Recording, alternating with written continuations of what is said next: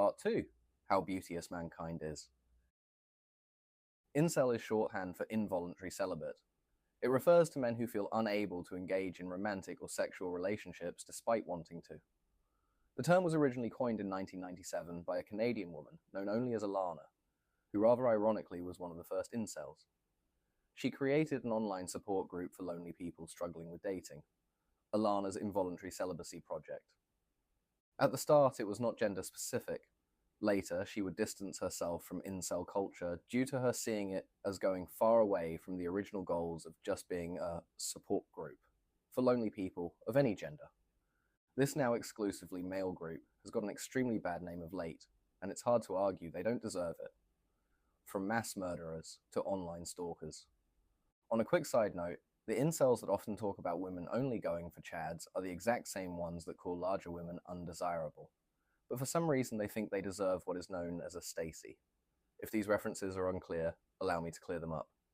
A chad is a physically attractive man, and a Stacy is a physically attractive woman. These terms would be used on the internet by incels long before they started to be used by the wider online culture. There is one person who would tie these terms and the use of them to a dangerous subset of incels. Although he never directly uses them himself, rather he describes women and men in his manifesto in terms that would later become the archetype for these terms, one known by incels in a sort of meta-humor way as the Supreme Gentleman. I speak of course of Elliot Rodger, who carried out the 2014 Isla Vista killings near the University of California, Santa Barbara. He killed 6 people and injured 14 others before taking his own life. But this isn't the whole story. Elliot would leave behind a manifesto, one where he spoke about his plans, laying out how he thought his day of retribution would play out, and why he committed these crimes. Elliot intended to carry out revenge against the beautiful girls and boys, because they were getting all the sex, and he was left out. In Elliot's manifesto, he lays out how he would go into public places and sit there for hours wondering why no girls ever approached him. To any man reading this, the answer is simple. You can't just sit somewhere looking creepy and expect women to throw themselves at you. Elliot, with such an inflated sense of self, genuinely believed that this is how it should work. He deserved to just have women drop their panties to him on sight. But more than that, Elliot, from his words, seems lonely, delusional, and with more than a host of undiagnosed mental health issues. Perhaps autism, due to the fact that he doesn't really seem to understand how humans interact. The goal of this part of the book isn't to humanize the man so much as it is to understand him, at least in some way, as his dejection and loss from society is something many men feel. This being said, Elliot was a loser. I mean this in the sense that his day of retribution did not happen anything like he wanted it to. In the end, he wouldn't kill any of his intended targets, instead killing his roommates, random walkers, and one guy in a shop which he fired wildly into. In fact, at the point he did have a chance to kill any beautiful women, he was confronted with a locked door. This is not even a joke. Elliot had already uploaded the now infamous YouTube video stating his intention to kill as many people as possible. He then headed to a sorority house, gun in hand, ready to take his so sought after revenge, but found himself at an impasse. Those damn bitches had locked the door. So what's a mass murderer with extreme social anxiety to do? Well, obviously, knock. He knocked on the door. When no one came to answer, probably due to the fact he had told them he was coming via the now famous YouTube video, he just left. But not before shooting some random girls who were just walking outside the sorority, who would not fit the bill of anyone he was targeting in his manifesto. Elliot failed in every way to carry out what he said he would, ending his spree by killing himself. The ultimate act of cowardice, and ending to a loser of a man. The manifesto Elliot created had a beat-by-beat play of the day, and how he envisioned it. It would end with him rolling out the heads of his victims on the street. This did not happen, but it speaks volumes to his delusion. After this event, incels would be forever linked to Elliot. What didn't help is the meta-humor from incels. The term Supreme Gentleman is something Elliot called himself in his manifesto repeatedly, as he thought he was superior. When people online use this term to describe him, it is what is known as meta-humor. Elliot was an idiot and very clearly had an overinflated sense of what he was capable of, and while his mass murder spree was horrific, it was in no way what he envisioned he could do. Hell, the guy had so much social anxieties that even with a gun in hand, when confronted with a locked door, he didn't shoot the lock out or bust it in. He knocked. All of his murders, other than the roommates he killed at the start of his spree, were impersonal and via gunfire. This to me speaks to a kind of social anxiety. Even in murder, he could only do it personally to people he was already acquainted with. He stabbed his roommates to death, along with their friend who was at their shared apartment that day. All other victims were shot randomly, including the two girls just walking outside the sorority he couldn't get into due to, I remind you, a locked door. Elliot would injure many more people and kill one more before he killed himself. But the meta-humor with people calling him the Supreme Gentleman is simple. He failed in every way to do what he set out to do, and is in no way supreme or a gentleman. He is most obviously an inferior specimen in every sense of the word. And that is the joke. One of the best coverages of this is by a YouTuber known as Mumkey Jones. From 2016 to 2018, he created a series of videos on Elliot, where he covered all of this in depth.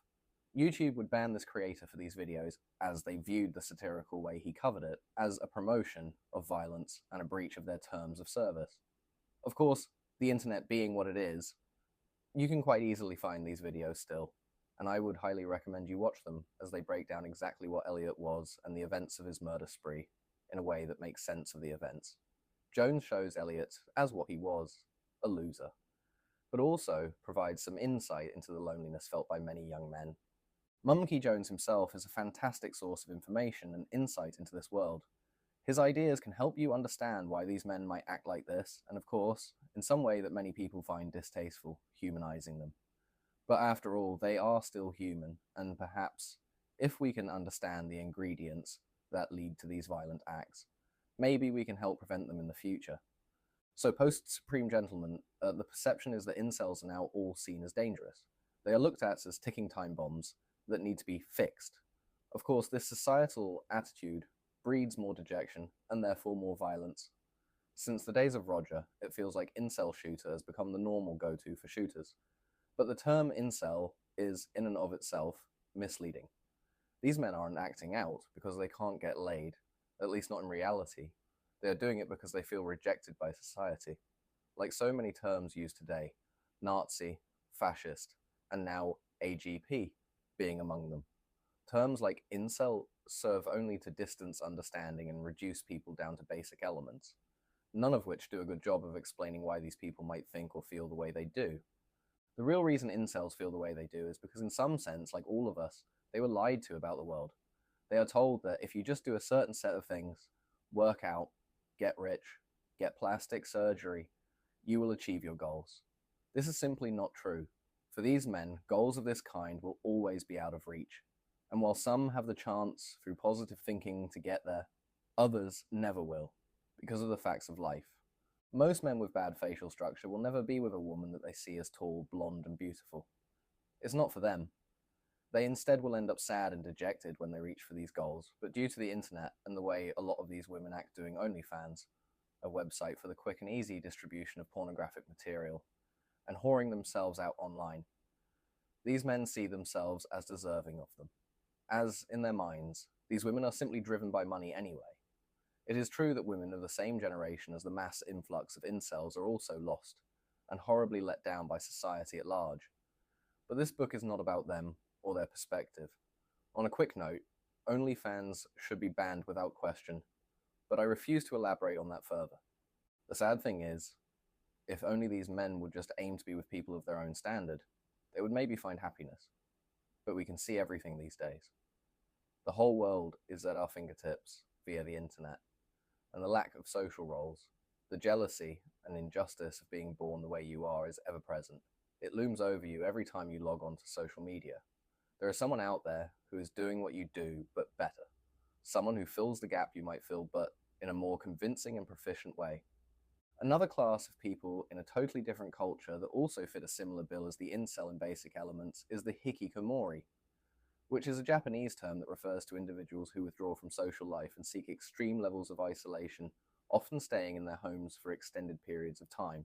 This term makes no reference to sex, and can be something that impacts both genders, not being an exclusively male phenomenon. One of the first major studies on hikikomori, conducted by the Japanese Ministry of Health, Labour and Welfare in 2003, estimated that there were around 1 million individuals experiencing extreme social withdrawal in Japan. While many studies suggest hikikomori are predominantly male, the exact gender ratio varies. Some research reports figures as high as 70 to 80% male, while others show more balanced or even female majority distributions, depending on sample and methodology. This suggests that while men may be more frequently identified as hikikomori, the phenomenon affects both genders in significant numbers. The term hikikomori, yinkikomori, literally translates to pulling in, yinki, hiki, and room, or stay, komori, komori. So it roughly means to pull oneself into a room, or to stay inside. Both groups, the incel and the hikikomori, feel they are rejected by the world. The incels more so because they feel they are not allowed to participate in the mating rituals of those around them, and the hikikomori more so due to the toughness of the work and school life in Japan. However, in essence, when we break these down to their basic parts, they both reflect the same issue: not feeling part of the world and not feeling accepted by it. But why are these groups feeling this way? Japan, especially Tokyo, has a very high population density. You will often hear stats about how the Japanese population is falling, but this doesn't mean that it isn't one of the most densely populated places on the planet, with some 30 million people living in the Tokyo area alone. With population density comes an issue that impacts men greatly. Men need things to be, things to drive for, and they need social roles. In overpopulated places, there is a lack of social roles, especially those that are very developed like Tokyo, which is why I believe it is a perfect example of the late stages of this issue. In a big city with many established businesses and an economy that is at peak or decline, it can be extremely hard for young men to find a place in the world that isn't just a cog in a faceless machine. In Tokyo, the issue is physical. In the West, it is metaphysical. Allow me to explain. The internet is, as they say, a global village. The global village is very overcrowded. A man looking online for things to be would find it very difficult to find a place, a social role in this global village that isn't already taken, a purpose, in short. To give some credence to what I am saying, I would like to reference some experiments conducted on mice throughout the latter half of the 20th century. John Calhoun's Mouse Utopia experiments were a series of behavioral studies conducted in the mid-20th century to examine the effects of overpopulation on social structures in mice. To sum up the idea behind the experiments, mice, or in some cases rats, were placed inside an enclosure with a limited space available. These mice or rats were given everything they could want for: food, water, and anything else required for survival. Each enclosure had a limited amount of space. However, the mice in his experiments would never completely fill the available space. The population collapse always happened before they reached full capacity.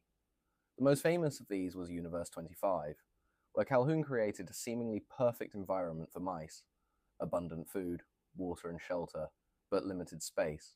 Universe 25 was interesting in more ways than one. In the experiment, some of the males became aggressive and started to fight a lot with the other mice, while the females became withdrawn and unable to be mothers in any meaningful sense. But the most interesting group of mice were termed the beautiful ones. These mice became obsessed with self-grooming, all of which were male. Later, the female mice would be unable to produce young at all. The population collapse was not really due to overcrowding, as in all his experiments the mice still had plenty of space. Population collapse always occurred before the space was full. This population collapse took the form of the mice simply not being able to interact with each other the way mice should. Females not taking care of their young, and males being uninterested in breeding, or in the case of the more aggressive males, being too interested in fighting. Many people view these experiments as warning about overpopulation. However, it is clear that the real reason the mice ended up collapsing is more due to the fact that they had a lack of things to do, a lack of meaningful social roles. Those who are dejectors of the study often say that, as humans, we are not the same as mice, and we would in fact be able to move past these hurdles with the use of technology, or by just being aware of them. But can we? If we look at Universe 25, the most famous of the experiments carried out in depth, the female mice become socially withdrawn and unable to care for their young. That seems to be true of us too, as fewer women are choosing to have children, instead choosing work, and often finding it impossible to find a suitable mate. Meanwhile, men are going in two directions. One side is overly aggressive, seeking as much as possible. We see this with the manosphere. And the other side, the beautiful ones. These mice were obsessed with self-grooming, and in a sense only in such things as self-image. Is this not what we see with the incels and a large subset of the trans community today, with trans maxes being the most obvious example? If you can't fit into any group or be something of note, then the easiest goal is to focus entirely on oneself. This kind of self-improvement is always achievable. Then the social role becomes pure narcissism. The incels, and a lot of those in the manosphere, are also guilty of the same obsessive self-grooming. Are they too not just looking at pure self-improvement by overthinking what it means to be a man, looking to dominate and control, obsessed with working out, buying expensive things, money, and personal growth only? With no real room to improve the world, the only place to do so is inwards. I don't think we are that different to the mice. I think our hubris in thinking we are is most likely what will be our ultimate undoing. However, the acceptance of this as fact would too be our undoing. It is imperative that we hope for a better future. This idea about society is nothing new. In fact, it is explored in one of the greatest writings of all time. Brave New World by Aldous Huxley is a book seldom mentioned in the discourse of the modern world. People always speak of Orwell's 1984, but 1984 is a book about the authoritarian takeover by a single-party state. One of the most quoted lines from it being, "If you want to imagine the future of humanity, imagine a boot stamping on a human face forever." While 1984 tells us a story of what humanity would be like if it was dominated by force, Brave New World tells us a story of what it would be like to be dominated by pleasure. Brave New World takes place in a future that is completely controlled and planned, down to the growth of humans in a lab to fit predetermined social roles, jobs, and even desires. The main protagonist, Bernard Marx, is of little interest for the context I'm trying to provide, but he is in some ways an outsider too. He is what is known as an alpha in the book, the highest caste of humans, able to more or less think for himself. Yet due to a possible contamination of alcohol in his growth pod, he is shorter than he should be compared to the other alphas. The character that is relevant to what I'm referencing here is John the Savage. John is introduced partway through the book, found in what is known as the Savage Reserves, a part of the earth untouched by the world government of Brave New World, where people are left to be human. They reproduce as normal and don't have a caste system. John loves Shakespeare. He is able to read it, whereas the humans within the system are not allowed such books. Bernard meets John and returns him to what is a dystopian London, where he becomes a kind of celebrity. On a quick side note, it is rather interesting that both Brave New World and 1984 are based in London. The UK used to be oh so relevant. Brave New World and 1984 are not saying the same thing at all. Brave New World is not telling us what could be. It's not so much a warning as a reality check, a warning of what is. Sure, many of its themes are shocking, but few engage with this book on its own terms. There is only one part of the book that's important to read for my example. Near the end, our hero Bernard Marx is called Before the World Controller, a title that is exactly what it sounds like, along with John the Savage. John is a representative of humanity as it is, raw, beautiful, and artistic. The World Controller, Mustafa Mond, represents the ruling class. But more than that, he represents the sad truth of our world. In this conversation, John the Savage asks why they can't have beauty and art. The answer given by Mund is simple, that beauty means instability. To have creation and development at a pace that would benefit humanity would cause chaos. Another thing asked by John is in regard to the manufactured, and in Brave New World, literally bred, social classes. They are represented as alphas, betas, gammas, deltas, and epsilons. John asks why everyone can't just be an alpha, the highest class. Mond explains that such a society was already attempted, and it failed catastrophically. He says, "The experiment was tried more than once. The result was always the same, disastrous. Alphas can be completely socialized, but only on condition that you make them do alpha work. They don't like doing lower caste work. We actually tried it on an island. The whole of Ireland was put on the alpha double plus level. They were given the best jobs, but they behaved just like alphas. They complained, they fought for leadership, they intrigued, they murdered. Sooner or later, they were bound to revert to their natural condition of being completely useless." Sound familiar? This response to John is almost a mirror of what happened in the Mouse Utopia experiments, in the sense that in this society of all alphas, all the social roles were filled. So too with the mice. Brave New World was written in 1931, while the Mouse Utopia experiments took place from 1940 to 1972. I'm not advocating for some kind of breed of classes, but I ask you to do a quick thought experiment. If we talk of overcoming the social issues presented in Mouse Utopia via technology alone, how exactly are we to do that? It doesn't bear thinking about. Circling back to men, these statements and experiments push forward the simple truth that people need roles to fill. It is true that, however sad, Mond is correct. That by breeding people into these roles with no knowledge that things could ever be different, it would be an optimal solution. But that's just science fiction, at least for now. The point of the above examples, other than indulging myself in some things I find particularly interesting, is that ideas of this kind are presented all over literature and science. The roles we fill are as important as the food we eat, and without them, everything will break down. The reason incels act out is simple. There are not enough things to be, and yes, in some way, not enough things for men to possess. How beauteous mankind is. O brave new world that has such people in't. The Tempest, Shakespeare. In the Mouse Utopia experiments explanation, I touch briefly on the subgroup of mice found in Universe 25 known as the beautiful ones. Those who, to remind you of the footnotes, were obsessed with self-grooming, personal image, and who were exclusively male.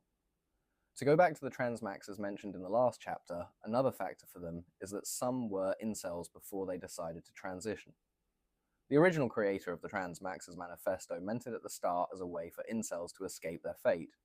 They chose to pick a new way of being, one where they felt as if they did have a purpose, but also fixed their inceldom, as they put it. In the 2010s, men experienced a significant invasion of their spaces by women, spaces that, to women, often held little personal significance. Gaming and tech were some key examples. During this time, there was increasing discussion about how male-dominated spaces needed to change, with critics arguing that they were misogynistic, unwelcoming, and in need of feminization. However, to men, these spaces were as important as a restroom is to women, a place of personal comfort and retreat. In a man's office or gaming space, you might find all sorts of fun items and collectibles, whereas his toilet serves a purely functional purpose. This is the subject for the next chapter,